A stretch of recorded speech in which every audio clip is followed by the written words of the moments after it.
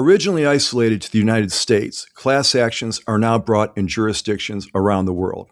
Filings have skyrocketed in recent years, and the activity shows no signs of slowing, and the class action environment is increasingly sophisticated. Jones Day partners Christine Tran, Nathalie Smyth, and Yuri Wehrmeijer are here to talk about the global class action landscape, and will discuss particular developments in Australia, the UK, the Netherlands, and Portugal. They'll also explain why corporations need a global class actions defense team. Keep it here. We're coming to you from 4 different time zones. I'll explain that too. I'm Dave Dalton. You're listening to Jones Day Talks. Sydney-based Christine Tran is a leading commercial litigator and class actions defense lawyer. She has nearly 2 decades of experience defending ASX 100 companies and global multinationals in some of the most significant securities class actions, product liability class actions, and consumer class actions in Australia. Nathalie Smyth, based in London, has more than 20 years' experience advising global manufacturers, importers, and distributors in a wide range of high-value product liability, product safety, and mass tort claims in the UK and the EU. And we welcome Yuri Wehrmeijer, checking in from Amsterdam. He's an experienced litigator who advises and represents clients around the globe in disputes in courts and in arbitration involving corporate and commercial legal issues, professional liability, cross-border liability, and class actions. Yuri also has 5 years litigation experience before the Dutch Supreme Court. All 3 are Jones Day partners, and we're happy to bring them together for this conversation. Nathalie, Yuri, Christine, thank you so much for being here. Great to be here, Dave. As we were warming up, Yuri pointed out that this is truly a multinational cast for this edition of Jones Day Talks. If I'm right, we've got London, the Netherlands, Amsterdam, I suppose, and Sydney, right, Christine? Yeah, absolutely. Yeah. So as we're recording here, some people got up very early. Some people stayed up late. One firm worldwide, right? So anyway, but no, sincerely, thanks for being here. It's going to be a great program. We've got a great topic. We're going to enjoy this. So class actions. We're going to talk about why clients need a global class actions defense team. So before we drill down and talk about some of the particular jurisdictions we're going to cover today, Christine, I was wondering if you could give us a very high-level view of what's going on in the class action space internationally and so forth. Is there an uptick in activity, or what are you seeing? The short answer is yes, there is an uptick in activity. The bottom line is this: class actions or group litigation or aggregate litigation, which is sometimes referred to as, it was once a distinctly American procedural innovation. It is now a global phenomenon. We now have the rise in modern class action regimes around the world. And when you combine that with 2 things, you combine that with the interconnected global markets. And by that, I mean clients that sell standardized products and offer standardized service worldwide. And you combine that with class action promoters. And by that, I mean plaintiff lawyers and third-party litigation funders. What you have is just a really hot global class action climate. When did you notice the tilt? When did you feel it was really accelerating? I imagine this didn't happen overnight. It was probably gradual. When did you start to see a shift, do you think? You're absolutely right, David. This trend didn't happen overnight and had been gradual. The idea that clients could be sued in different jurisdictions isn't a new one, particularly with the emergence of globalization. But for me, it really hit home when I joined Jones Day and could speak to people like Nathalie and like Yuri and understand very deeply the trends they were seeing in their respective jurisdictions. And I think that's one of the advantages of being in a firm like this one, where we've got 40 offices in 5 continents and able to have that depth of knowledge and that interconnectivity to really understand these trends in a meaningful way. So we try and make these podcasts timely, and this one certainly is.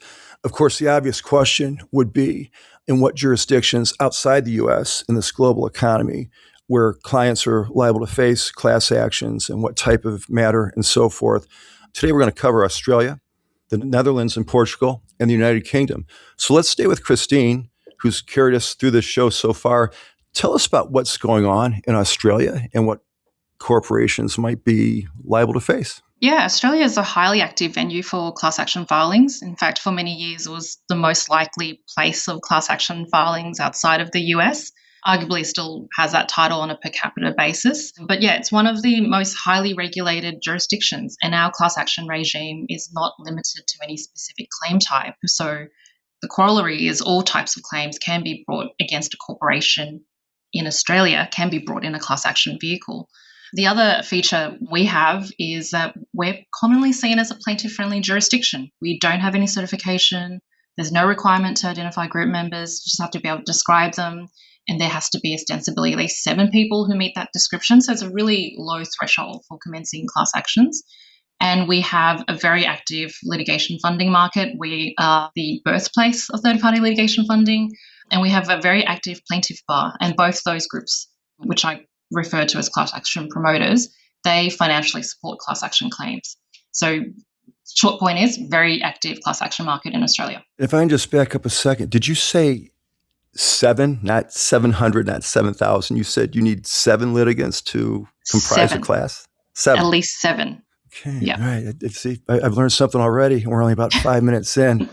Nathalie, talk to us, if you would, about the United Kingdom. And by the way, it's great to see you, and thanks for making some time. I don't know what time it is in London, but thanks for being here.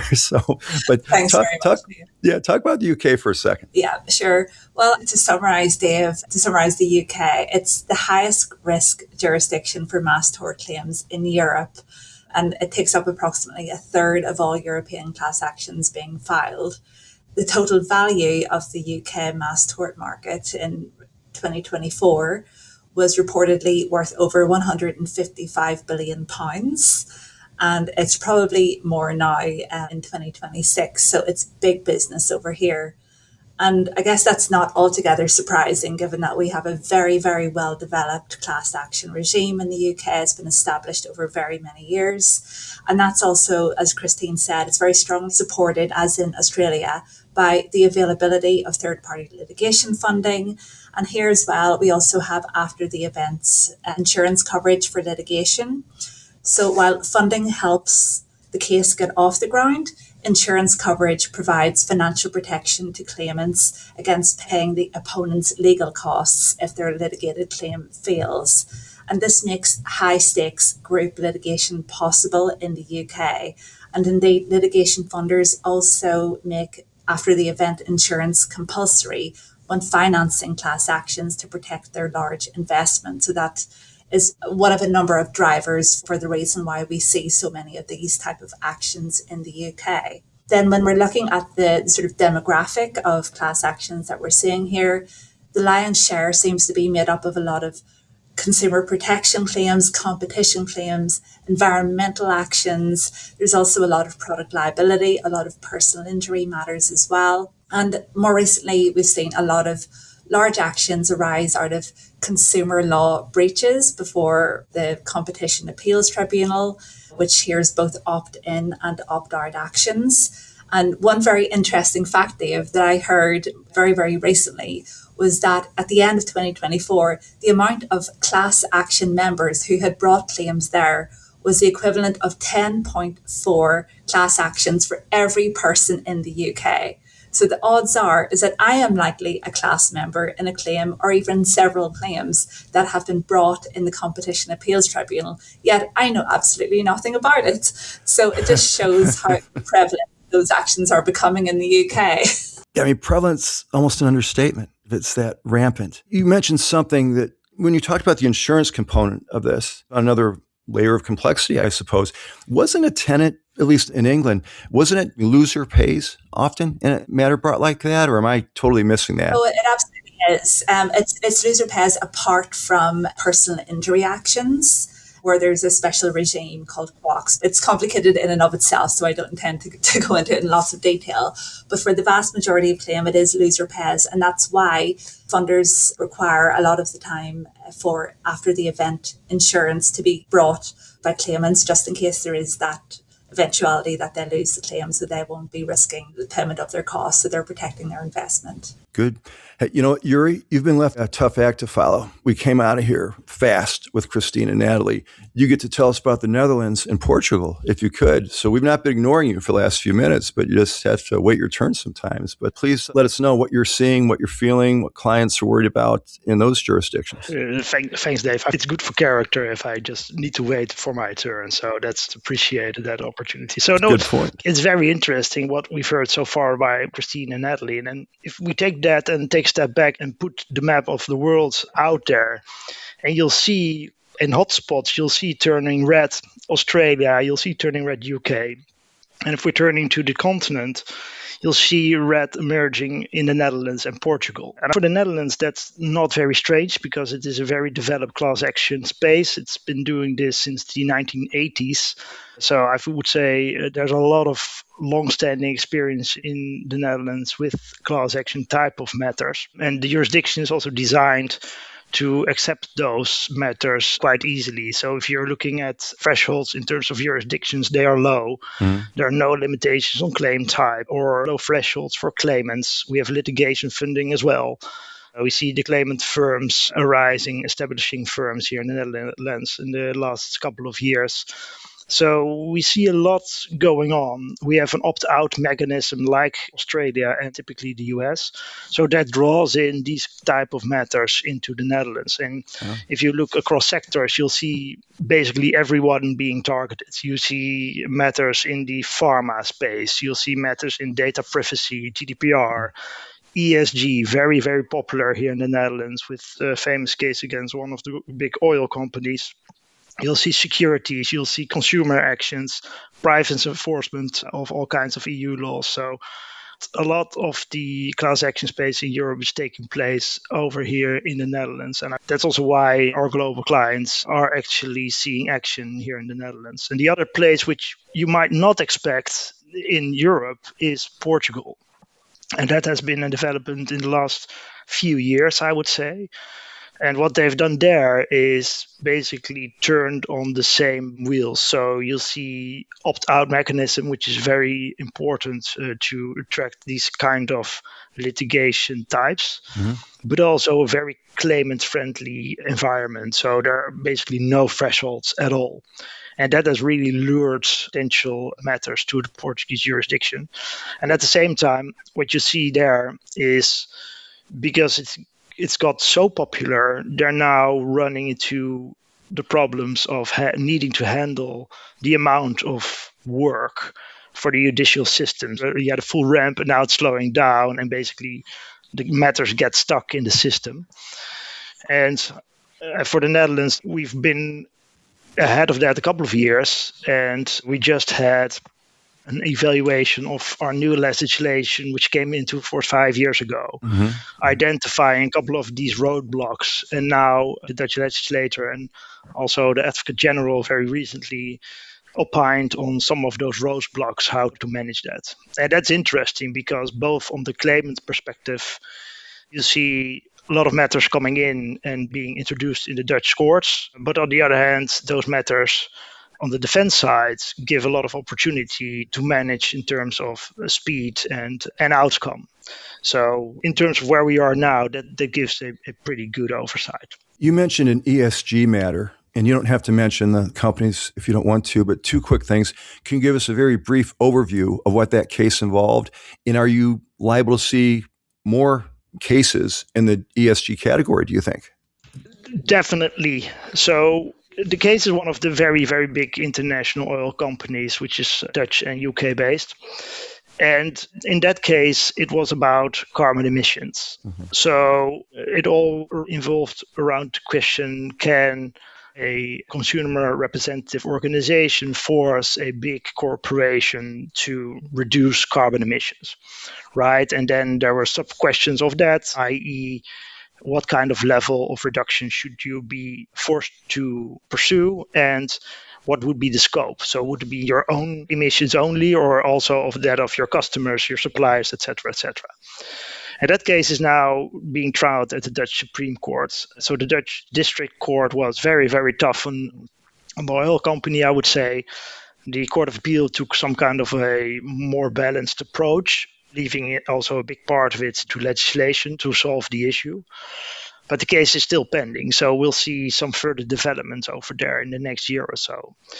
But on the back of this case, new matters were introduced to Dutch courts, and you see a very active plaintiff bar in that space, targeting not only the usual suspects in terms of looters, but all kinds of ESG type of issues like human rights. We see financial institutions being targeted for financing companies who have an environmental impact, et cetera, et cetera. So there's actually a list out there that has been published of potential targets of companies, and that list is, of course, not something set in stone. You will see new things popping up there.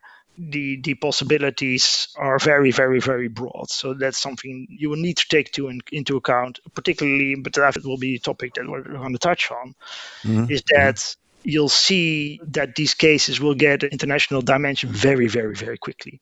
So a case is trialed here, but is going to be brought somewhere else. Great summation. Before we move on to the meat, if you will, of this program about why clients need a global defense team against class actions, Yuri mentioned ESG. The other hot topic in recent years has been cybersecurity, data breaches, and so forth. To all three of you, let's start with Christine. You seen a lot of that in Australia? We're starting to. So in Australia, there were about 2 or 3 very large, very significant, highly publicised cyber breaches against some major retail brands. And off the back of that, multiple competing class actions were filed. They're going through the court system right now, and the plaintiff bar here have done it in a really creative way because we don't have a tort of privacy. That's only been relatively newly introduced at the statutory level. But even before that, they're trying to bring these privacy claims or off the back of data breaches that have occurred in as a misrepresentation case, because clients have said that they have wonderful systems and they take privacy very seriously, for example. So they're doing it in a very innovative way. So it's very much a watch and see space here in Australia. Nathalie, Yuri, data breach, cyber? Yeah, for sure. There's been a lot of cyber breach litigation in the UK as well. There's probably a bit of a larger point in here. And for that, it's a lot about breach of GDPR obligations, and the wider point being that breach of any kind of regulation or obligation is probably going to catapult something into the public domain and cause some kind of litigation to happen as a result. A lot of the litigation that we're seeing in the UK is off the back of consumer protection, and if any breaches of regulations, whether that be GDPR or product safety or some sort of environmental laws, where there's a breach, there might be a risk of litigation to follow, if not immediately, then several years down the line. Yuri, you want to add anything? Very briefly, like you would expect, yes, a lot of activity in terms of GDPR, data privacy we've seen here, with all the major suppliers of those services being sued. Okay, good summation, good backdrop to get us rolling. Here's where we move into the tactical, strategic, practical part of the program. And that, as the title suggests, is why corporates need a global defense team when it comes to class actions. But we want to hear tactically what corporations should be thinking about doing when it comes to these matters. So let's talk about what they should do. Christine, why don't you lead us off? You summarized this great for us during our preparations and so forth. Let's talk about what people need to hear right now. Thank you, Dave. I might start with the why, because that's a pretty important question. Why do clients need a global defense team? Why is it critical now? I know that if you're still with us in the program, what you've just heard for the last 10, 15 minutes is class actions are no longer isolated, idiosyncratic features of a couple of jurisdictions. The class action procedures are available in lots of jurisdictions and in major jurisdictions that clients are operating in, US, Australia, UK, Netherlands. And so the problem of defending class actions is occurring at a global scale and at such a pace. Clients are akin to fighting fires on multiple fronts. And so you need to have coordination. You need to have external legal teams that can work with each other collaboratively, effectively, and acting in your best interests without any of the egos that can be associated with lawyers. But crucially, on the other side of the V, the plaintiff bar and the litigation funders, they are looking at class action opportunities, and I put that in rabbit ears because that's the way they see it. They're looking at the class action opportunities at a global scale. They are coordinating. They are seeing cost efficiencies in being able to export a playbook in multiple jurisdictions, for example. So I want to frame that up as to the why, because there'll be things that I've mentioned there that Nat and Yuri, 3 of us, will talk about some of the practical things clients should keep in mind. So I don't know which one wants to take it away. I'll pick up one of your points. What it showed from here is that we have seen increasing risk across the globe, right, in terms of class actions. And it's no longer just US, and we see it all over the place. And the EU gives you a really good example of that, right? So in the past, there was nothing. And now in the recent years, we've seen legislation come into force, for instance, the RAD, the Representative Actions Directive, aligning EU class action work, right? If it's about consumer actions in relation to EU law, there's now a unified system across Europe allowing for a class action type of work, which is like real development. And on the back of that, we see new things on the horizon. For instance, we'll see the new product liability directive coming into force at the end of this year, lowering bars, turning around notions of evidence and presumed liability for manufacturers, applicable to a very broad scale of products, including AI, software, you name it, including discovery rules, which are unheard of. And this can all be now combined in a class action based on EU law. So this is what our clients are facing. This is happening now. You need to get ahead of the game. Nathalie, would you like to pick up on that? Yeah, sure. I mean, I wholly agree with what Yuri and Christine have said. We're seeing a significant evidence in the UK of what I would describe as jurisdictional snowballing. So where one claim is brought in a jurisdiction, typically the US, followed by a number of parallel claims brought in other jurisdictions, such as Europe and APAC as well. Alongside this, Yuri, you probably will have seen this a lot in Europe as well, but US plaintiff law firms, like coming across to Europe, typically establishing a presence in target European jurisdictions, primarily the Netherlands is a big jurisdiction for class actions as well. In the UK, we're seeing it a lot where there's huge multi-district litigation in the US, and then claimant lawyers are taking their playbook across and trying to establish that again in the UK and other local jurisdictions as well.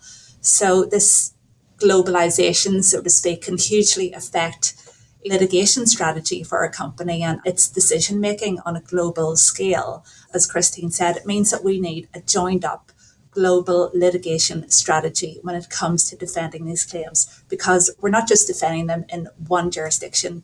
We're having to speak with our colleagues across jurisdictions to ensure that we're all aligned and we're all doing the same thing insofar as that is possible within our own jurisdictions. One part of that, for example, is just ensuring that there is consistency of defence, that we're aligning on how we defend a claim, because any inconsistencies in lines of defence can be used to pick away at that defence in any jurisdiction. So, for example, if you say one thing in one jurisdiction and then something else on the same point in another jurisdiction, then of course the opposing side is going to pick up on that and use that to its advantage, because they're definitely aware of what's going on across the jurisdictions and what arguments are being made across the globe. There's a lot of information sharing going on with claimant lawyers, so it's imperative that we're doing the same on the defence side. And that means we as defence lawyers need to be working really closely together across jurisdictions, across firms if necessary, to check each other's work and to ensure that all our arguments align insofar as possible. That's kind of what the broad point here is in terms of aligning on strategy. It seems like there's no other option, right? You have to today. Defending class actions, it's a costly exercise. It's just very, very expensive, irrespective of the jurisdiction you're operating in. So if we're looking at this as a global problem, there's also an opportunity here for clients to get some cost efficiencies. If you're thinking ahead and creating a global legal team, you can have a common pool of discovery. You can develop a knowledge base within that global team and have those, external legal team members that can be agile. They can move with the matters through the jurisdictions, through the different fires that you're fighting. So there's a trick here too to this problem as well. So I know legal costs is increasingly a hot topic for our clients. Yeah, and I think that ties into the fact you have the cost component on the one hand, but you also have the extended exposure that the clients face during a longer period of time when a class action is running, right? So if you look at the whole Dieselgate saga, it started with an investigation in 2015. And we still now see litigation all across the world already, more than 10 years. And you have your defense cost on the one hand, but also you have the question how to deal with it in your books and records, et cetera, et cetera. So it's something it's going to be out there for quite some time.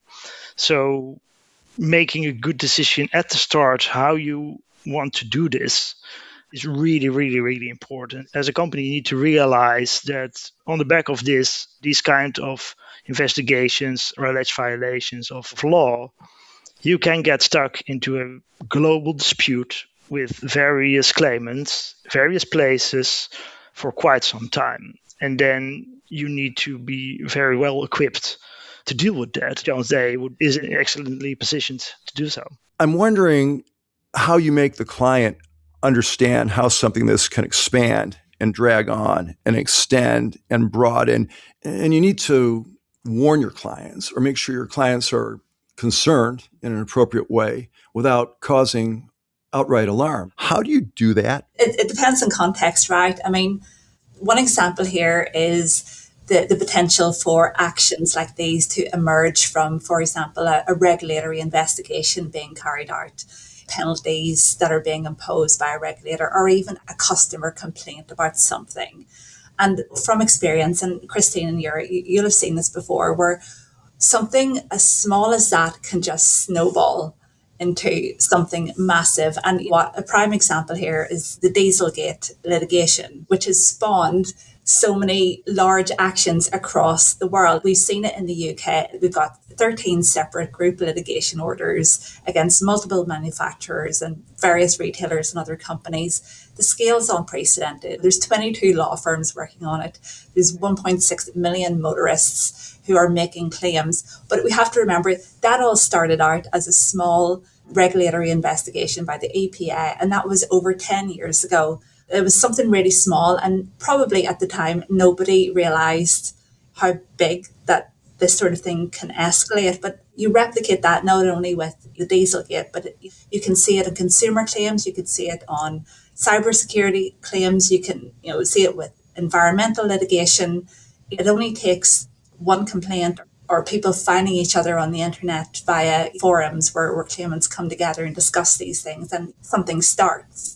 So it's not a case of scaring clients, but it's a case of making sure that they're vigilant to these things, that they're on top of any sort of complaints, that they are aware of investigations that are being carried out, and make sure that they're on top of those investigations and are doing their utmost to sort of make sure that it doesn't escalate and that it's kept out of the public domain insofar as that is possible. Okay, we covered a lot in those 3 minutes. Let's stay with Nathalie for a second. What should clients be thinking about in terms of mitigating class actions risk? How do they prepare or prevent, preferably, but how do they at least get ready and know they're ready? Dave, that is the $1 million question.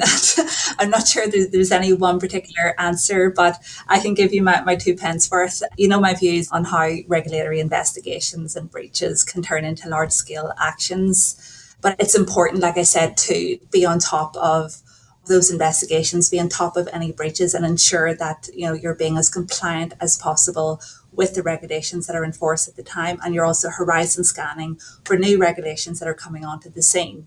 I know in the UK and for sure in the EU, we're coming up against a background here of increasingly stringent regulation across Europe. And that means it's even more important for companies to make sure that they're paying close attention to the sort of evolving regulatory sort of landscape that we're seeing here. The structure of each client is going to be vastly different, but companies may want to ensure that they have their regulatory teams sitting together with their litigation teams, that they're working closely together, not only when they're ensuring that initial compliance, but also whenever an investigation is taking place, and that litigation teams might anticipate some of the risks that come off the back of such investigations, and just may be able to foresee some of the language and tweak some of the language being used for those investigations. Regular reviews of evolving regulations, even a 360 view to compliance is also critical. You may be in one industry, but regulations can apply that you didn't even think would be applicable to your product. So for example, it could be you're a product manufacturer, but also GDPR issues are really relevant as well. Chemicals regulations are applicable as well. So take a 360 view of it, in my opinion. Yeah, it's a terribly mundane topic, but really, really crucial, which is around document hygiene and communications hygiene. So just properly recording key decisions so you can prove and show what your processes are, show that your processes are reasonable, show that the outputs of those processes are reasonable, really, really important. And if you're thinking about this at a global level, is that understanding across all of the jurisdictions in which you have operations, because there's cultural differences, systems differences. So just even having an eye to that is so crucial, because a lot of these cases are won and lost in documents, and plaintiffs are getting savvy about where they get access to the information. So they are going to be looking at jurisdictions where disclosure rules are going to be easier, so they can get access to information and figure out, is this a claim that could be brought in other jurisdictions? So anyway, it's something that you can do in peacetime. I know it's terribly mundane and I could talk about it forever. It's a separate topic in and of itself, but document hygiene, communications hygiene, so crucial. Sure. Yuri, anything you might add as we start to wrap up here? Both Christine and Nathalie are rightfully pointing to the times of peace, but let me take then the time if war's at the doorstep. Recognizing that you are entering into a very big battle is also very, very important. And you need to be not only vigilant, but you also need to be very smart from the outset if things start to stir, how you're going to manage that as a client, right? I think you should be very, very, very careful underestimating a local issue popping up, right? If you do that, then you're missing the point, because what will happen is that an issue will be brought to a jurisdiction where it is relatively easy to start. And if something is on the train and moving there, you'll see it popping up all over the place. And if you're not prepared for that, then you'll be facing a lot of difficulties to prepare. My takeaway would be, don't underestimate something starting on place A. You need to be vigilant and already prepared, and understand that you'll need a global strategy from the outset, because that is the most likely thing that will happen. Thanks, Yuri. This has been a great discussion. I, for one, am happy I got up this early, because it's been great information and we covered a lot in a relatively short period of time. That said, we've got another minute or so. Can we go around the horn? If you've got one key takeaway, if a listener to this program heard nothing else, what should they remember? Let's go to Nathalie first. The one key takeaway, and we haven't really touched on it yet, is that something that is possibly just as important as the litigation itself is the protection of the client's reputation as well. Alongside all of these class actions, there's usually a big media storm advertising of the class actions as well. And that can hugely damage a corporate reputation. So managing the risk, controlling the narrative on media messaging is also a hugely important part of managing that class action risk. Like, while we're lawyers, we also have to work very closely with our clients to make sure that that risk is limited insofar as possible. And it should also be up there alongside defending your claim in the court. You're also defending your position in the court of public opinion, so to speak. So that would be my takeaway. Very well stated.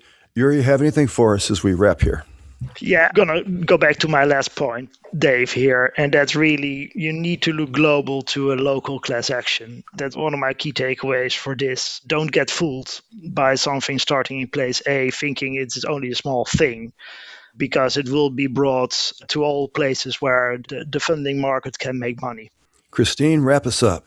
Thanks, Dave. My key takeaway is that you do need that one team that can help you quarterback the defense of claims across multiple jurisdictions, and working in an integrated fashion to ensure the consistency of your argument and your strategy.